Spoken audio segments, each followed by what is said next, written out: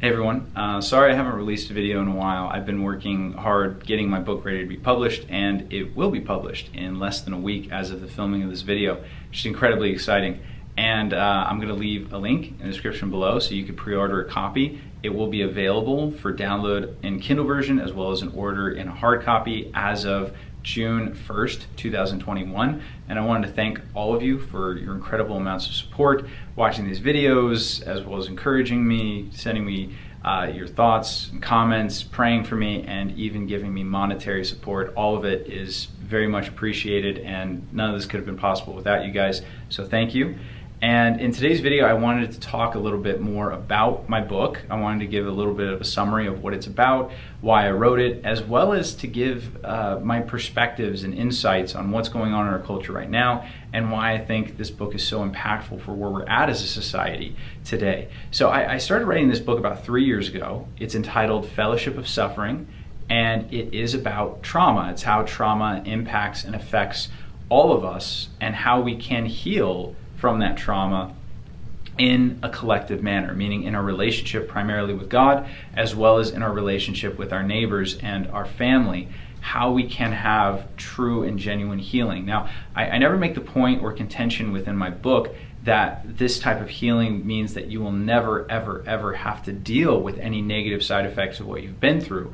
But what I mean is that you will be able to cope with whatever side effects are left over, but you'll also be able to move forward and move on past the terrible things that have happened to you in your past. And the best way to do that is within relationships. Now, this is not only an idea that's very, very present in the Bible, and I'm going to quote some passages to support this in a second, but it's also something that we have demonstrated as being true throughout the social sciences and psychology in general. So throughout my book, I quote various amounts of studies that have been done, both on rodents as well as on people, to show this, but I also pull very heavily from the research of a guy named Sebastian Junger, who wrote a book called Tribe on Homecoming and Belonging. And in that book, he actually researched and studied more tribalistic cultures, and he saw how they dealt with trauma. And in most of these tribes, even though they undergo a lot more trauma than we do in modern day America, meaning that the idea of infant death is very common there, combat is very common there because they're still in these tribal type of warfares, disease is very common, early death is very common, even physical abuse, very common in these types of tribalistic settings. And yet, they seem to be doing better in the sense of how they deal with trauma than we are. Not just a little bit better, but much better. Now, some people in modern day society might fight against that idea a little bit by saying, well, you know, Sebastian Junger, he went to these more primitive tribal groups, and they just don't know about all the psychological terminology that we know about. They don't know how to diagnose trauma-based issues. And so it's not that trauma-based issues don't exist in these tribes, it's just that they don't have a word for it. And normally I would think that that's a valid argument, but one of the cultures that he researched was Israel. Now, Israel, even though it is highly tribalistic and very communal, it is not primitive by any stretch of the imagination. Now, even in the military, Israel's military, they have less than 1% of their military that is afflicted with PTSD. Now, that's very shocking because over 20% of our military struggles with PTSD, and our military sees predominantly a lot less combat than the Israeli military does. Not only do less than 1% of our military ever see combat, but even the combat that we see is very sporadic. We have to go to a different country in order to see it. In Israel, they're fighting in their own borders. They're seeing it all the time. They don't do deployments. They're just stationed in an area that sees a lot of action. They see rockets all the time. They have to deal with insurgents. They have to deal with, you know, all this crazy amounts of violence that happen inside their borders on a frequent basis. So we have to ask the question. We can't dismiss it. We have to ask the question, why are they so much better at dealing with trauma than we are? What is it about their culture that seems to be more conducive to healing than ours is? And I'm going to break it down into 3 different categories and especially talk about why in the last couple of years we're seeing these issues more at the forefront than probably ever before. The first one has to do with the way that we see relationships as a whole. Now, when you're in a tribalistic community, and since I was in the military, I was in a tribal-like community. That's what the military is. There's a perspective that you have on your relationships. You see your relationships as being needful, but you also see that you are a small part of a whole. In other words, when I was in the military, I didn't see myself as being an individual. I saw myself as being a part of something. And therefore, I saw that my unit, the people and the guys around me, existed for my needs. They were there to help me out and to assist me and to even lay down their lives for me. But I also simultaneously saw that my role within that unit was to also be sacrificial towards the people around me and lay down my life for them. Me and my friends didn't flinch at the idea of dying for one another. It wasn't something that was shocking or weird to us. We didn't even consider ourselves being brave or selfless when we talked like that, or when we did things in combat that anyone else would look at and be like, wow, how selfless, how courageous, how brave. We didn't even think of it that way. The reason why is because we just saw our relationships in that context. I would take a bullet for you. I would die for you. We didn't see that as being weird. It was totally natural for the community that we had built. And again, this is not something shocking. When you go throughout human history, the idea of mandatory military service was the norm. Everybody had to serve in the military. The idea of dying for your country was not odd. The idea of laying down your life for your friends, not weird.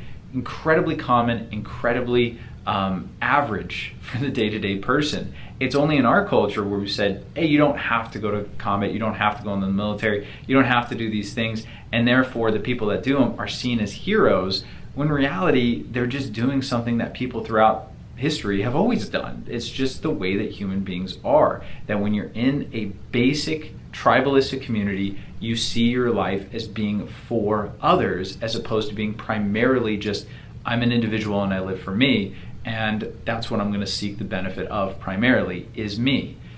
That's odd for the rest of mankind. So because of that, we see our relationships as being primarily recreational, meaning I'm hanging out with friends and family to have a good time. They're there to entertain me, I'm there to entertain them. That's the way we tend to look at it. We don't see it as being a needful thing.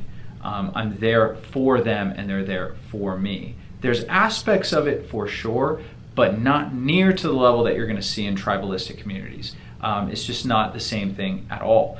So what this looks like primarily when you go through something traumatic is when you look at your friends and family, you're going to, usually what I hear as a counselor is I hear people say things like this: I don't want to be a burden to them. I don't want to bring them down. They don't understand what I'm going through and I don't expect them to. That's the kind of language that we use frequently. In tribalistic cultures, they don't think that way. They very much talk about everything. They talk about what they've been through. They talk about how it makes them feel. It's just very common. Go through the Bible and you'll see that this type of communication is not only common, but it's so common that we can just pass right over it. Take the book of Ruth for a second. Naomi has entire chapters where she is just weeping openly in front of her daughter-in-law, just lamenting and mourning like it's totally normal. Jesus, when he goes to heal Jairus' daughter, when she had passed away, you don't have just the parents sitting there grieving over their daughter. You have an entire community coming into the house and publicly grieving and mourning over the loss of this little girl. It's not like, oh, we've lost our daughter, we want space, get away from us. It's everybody comes in and cries for this girl. And again, you can go down the list. When Paul's about to go to prison in the book of Acts, people come and they start hugging him and weeping over him about what's about to happen to him. This is so common that, again, it's just a given in the Bible. It's not really commended. No one in the Bible really looks at this behavior and is like, this is crazy, this is so loving, this is Christ.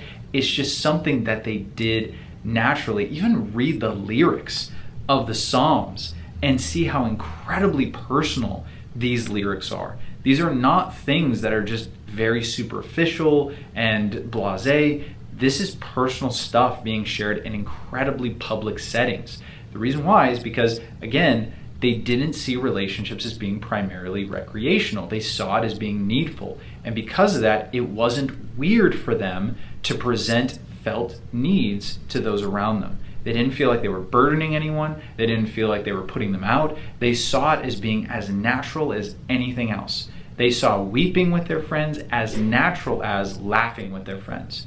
That's what we see within the scriptures. And that's a far more healthy perspective than what we have. So because of that, when we're hurting or we're going through something, it's far more common for us to isolate ourselves and seek out impersonal types of healing. In other words, we go, okay, I'm not going to talk to my friends and family about this, but I'll talk to a therapist about this. I'll take a pill for this. I'll read a book about this. I'll go to a seminar about this. That's the kind of solutions we tend to seek out. Now, I'm a counselor, and obviously I've written a book, so clearly I don't find anything fundamentally wrong with those solutions, but understand something. These are supplements. There's something to be taken on top of the main course, the thing that's actually going to heal you, which is your community. I never talk to someone in a counseling relationship and present myself as the solution, as if I'm going to be the one that fixes you. No, I am a tiny, tiny supplementary part of your healing as a whole. I am hoping that the main part of your healing is between you and God, but then the secondary part of your healing is between your friends and family. And in fact, the main point of when I'm counseling people for trauma-based problems is I'm just trying to get them to the place where they could better communicate with their loved ones about what they're going through, and therefore find better healing in the relationships that they already have. I'm never trying to replace them. That's not the point of the counsel that I give. And we have to understand that. And again, in the Bible, it presents it that way, that relationships are there for our healing. That's why in the book of Proverbs, it says that a friend is born for adverse times. It says in Galatians chapter 6, bear one another's burdens and so fulfill the law of Christ. 2 Corinthians chapter 1, blessed be the God and Father of our Lord Jesus Christ, the God of all comfort and the Father of all mercies, who comforts us in our trials and tribulations, that we might comfort others with the same comfort with which we also received. That's the idea there. It's so common and ingrained in the Bible that you see it over and over and over again in such repetition that sometimes we can miss the forest for the trees. We could actually miss it because of how common it is. And we shouldn't, right? It's very important to understand, and it's very important to pursue. Now, the second reason why this is kind of weird for our culture is because of our view of victimization. So back in the day, especially in America, victimization was seen as something to be ashamed of, right? If you went through something tragic, if you were abused, if you were violated, if you were oppressed, it was usually seen as something to be ashamed of. And so therefore, a lot of people, especially back in like the 50s and the 40s, if they went through something traumatic, they would just hold it all in. They wouldn't talk about it because they were just so ashamed about what had happened to them. And that's why we have modern day movements like the Me Too movement. It's trying to give people an empowering view of victimization. Trying to say like, hey, don't be ashamed of what happened to you. Be empowered, right? Talk about it, communicate about it, shout out what's gone on in your life. Don't be ashamed of these things. And there's a very positive perspective here. It's the idea of, hey, what you've been through has not diminished you. It hasn't taken away from your value. You still matter. You still have meaning. The things that have happened to you are tragic, but we shouldn't look at them as something that has made you a less than human being. That's very important perspective. Where we go off is we think of people who have been oppressed or victimized as being more important than people who haven't. So there's been a shift in the power dynamic within our culture where the people who have been the most marginalized are now the people that have the greatest voices. Now, there's a couple negatives to that. The first one is it gives people motivation to exaggerate things that have happened in their life, meaning it gives people actually the motivation to say that the things that they've been through are worse than they really are, because we feel weird talking about being privileged or having happy childhoods. We're like, I'm like this horrible, oppressive person because I haven't been oppressed. That's a weird perspective. Beyond that, it gives people motivation to not heal from the things they've gone through. Because in other words, they look at it and say, well, if I heal and I get over what's happened, I can no longer bring it up as a grievance, and therefore I lose voice. That's why, again, you see in modern day media and mainstream politics, it's actually the people who have the saddest backstories that people tend to empathize with the most. So instead of saying, hey, these terrible things have happened to me in the past, but man, like I'm moving forward and those things are bad, but you know what? I don't dwell on those things. I press on, right? Paul in Philippians chapter 3, verse 13, he says, this I do, not looking back. I press on to the future in Christ. So that's the perspective we see in the Bible, but it's not the perspective we see here. There is actually a discouragement towards people in healing, because if you heal and you get over what's happened in your past, you've lost your victim status, and that's actually a negative thing. So we have to understand that. In our culture, that's the way we look at it, but it's not the way we should look at it. Going through something tragic or horrific doesn't make you less than. We as Christians have the only religion, this is radical, we have the only religion in the world that even claims that our God was someone who was victimized.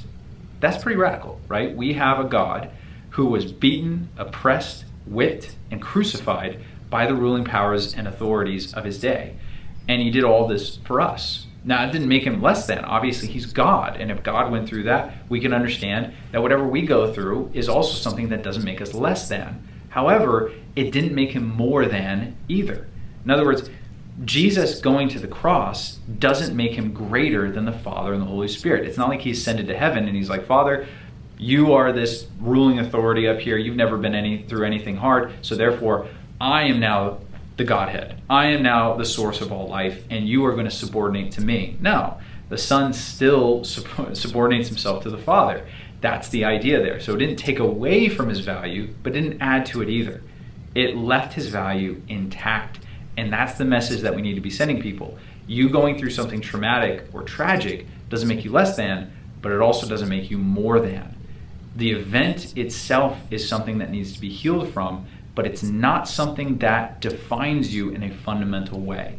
Your value system is built on more than that. It's built on what God thinks about you, and that is completely different than what you've been through. It's simply by what he sees you as. Now, the final reason, and this one's kind of, again, it's very interesting. It's the idea of our right to speak into people's lives. In our culture, if someone's gone through something tragic, it almost is like we don't have the ability to speak into someone's life if we haven't gone through the exact same thing.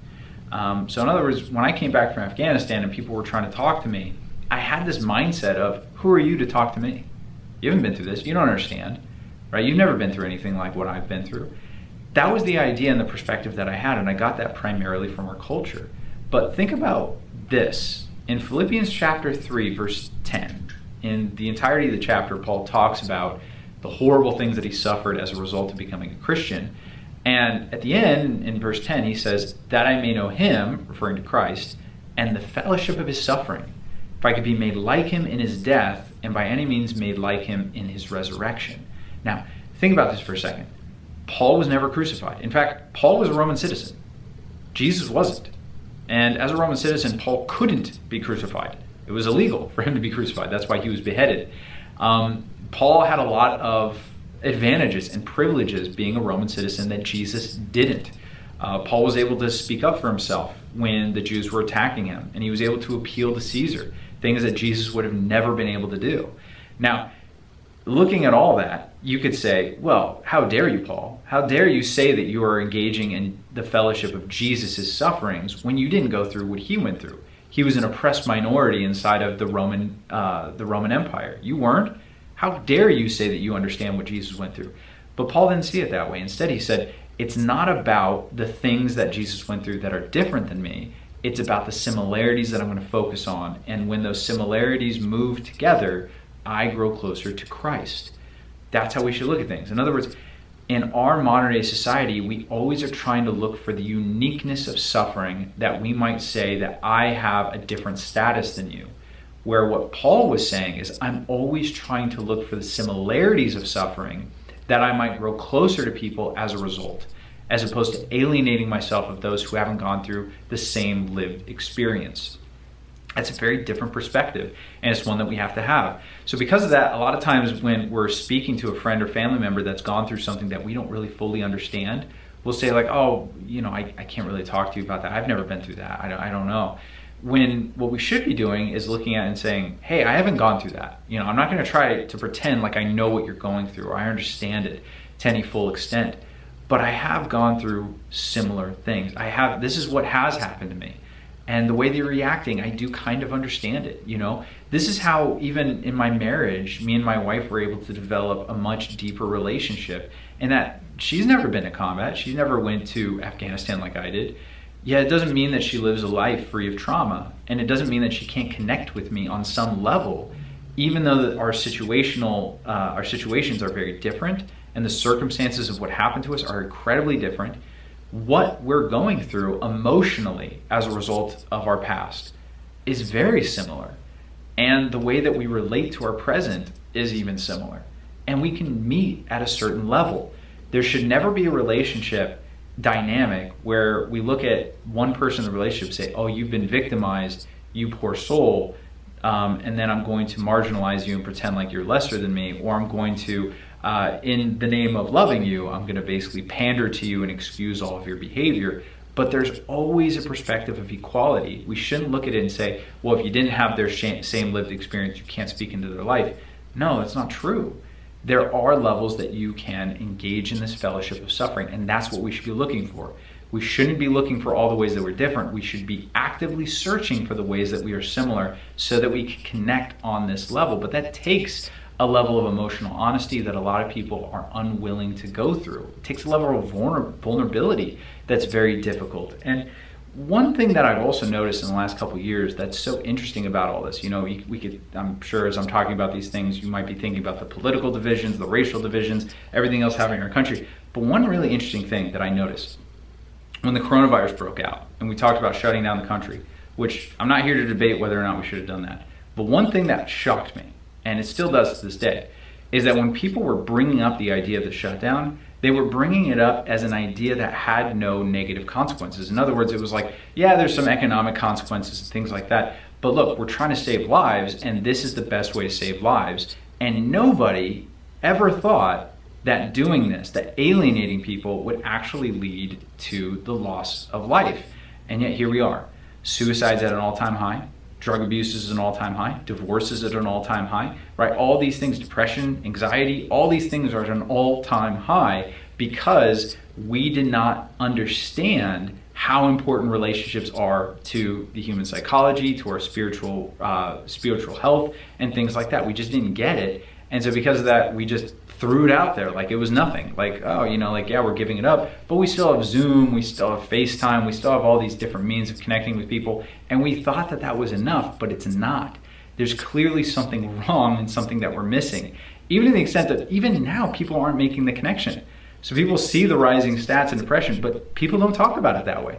They're like, well, the economy's so bad, people are out of work, that's why these things are happening. They never think possibly relationships and community are so important that if you take that away from people at any level, there's going to be severe psychological repercussions. We need to see that. Not only are there repercussions for not having community, but there are incredible benefits to having this type of community, and it's one that we should all be seeking to build. So that's what my book does. It tries to teach people how to build this kind of fellowship of suffering, both for the people who have suffered the trauma and are trying to recover, but also for the friends and family that are trying to walk someone through this healing process. How to be equipped, how to be better at listening and talking and communicating with someone on the level that they need. So again, I hope that you guys get stuff out of these videos. I hope that you get a lot out of the book that I've written. If you have any questions about anything, please write them in the comment section below. I'd love to hear it. I'd love to make more videos on this stuff, but thank you all again and look forward to the book as well as new videos coming in the future. Thank you.